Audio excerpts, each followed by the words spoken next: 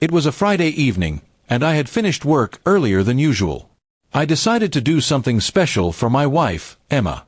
We hadn't been spending much time together lately because of my busy schedule, so I thought surprising her would brighten her day. I bought her favorite flowers, a bottle of wine, and even picked up dinner from the restaurant she loved most. I imagined her smile when she saw me walk in. As I pulled into the driveway, I noticed a strange car parked out front. At first, I thought maybe it belonged to one of her friends or a neighbor, but something about the tinted windows and the way it was backed into the driveway made me uneasy. I brushed it off, telling myself I was overthinking. I grabbed the flowers and dinner and headed to the door. When I stepped inside, the house was quieter than usual. No TV, no music, just silence. I called her name, but there was no answer. I assumed she might be upstairs, so I walked toward the staircase. That's when I heard a muffled laugh coming from the bedroom. A man's voice. My stomach dropped instantly. I froze for a moment, trying to convince myself that it was a harmless situation, maybe a family friend visiting. But my instincts told me otherwise.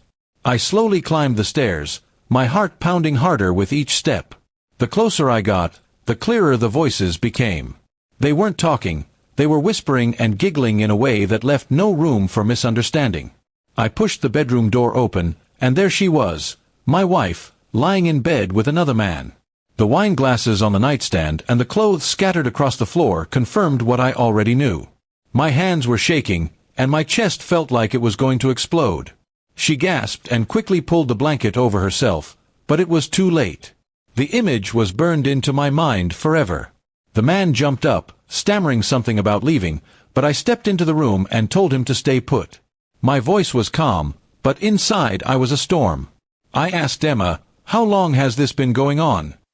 She didn't answer, just stared at the floor with tears in her eyes. The man tried to speak again, and I told him to shut up. I wanted the truth from her, not excuses from him. After a long, tense silence, she finally admitted they'd been seeing each other for a few months. My knees almost gave out. I couldn't believe that while I'd been working hard and planning little surprises for her, she had been spending her time like this. I felt betrayed in a way I couldn't put into words. The anger hit me all at once. I told the man to get dressed and get out of my house.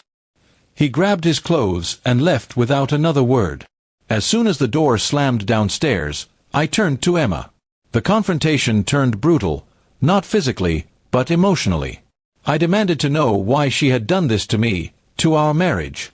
Her answers were filled with excuses. I felt lonely, we've been distant, I didn't mean for it to happen. None of it made the betrayal hurt any less. I reminded her of the vows we made, the years we had spent building a life together. I told her that I had been trying to fix things, not destroy them. My voice broke as I realized she had chosen someone else instead of fighting for us. She cried and begged me to forgive her, but the trust was already shattered. I left the bedroom and went downstairs, pacing around the living room. Everything in the house suddenly felt unfamiliar, as if it no longer belonged to me. The flowers I had brought were still in my hand, but now they felt like a cruel joke. I dropped them on the table and poured myself a glass of the wine I'd bought, the one meant for a romantic evening that never happened. She came downstairs after a while, trying to touch my arm, but I stepped back. I told her I needed space to think. In truth, I already knew what I was going to do. I couldn't stay with someone who had betrayed me like that. My mind replayed the moment I opened the door over and over again, each time cutting deeper. I packed a bag that night and went to stay at a friend's house. The silence in their spare room was heavy, but at least it was free from lies. My friend listened quietly as I told him everything. He didn't give me advice. He didn't need to. I knew deep down that this marriage was over. The next few days were a blur of phone calls and text messages from Emma, all begging me to come back and talk. But I didn't respond. I went to a lawyer and began the process of ending things.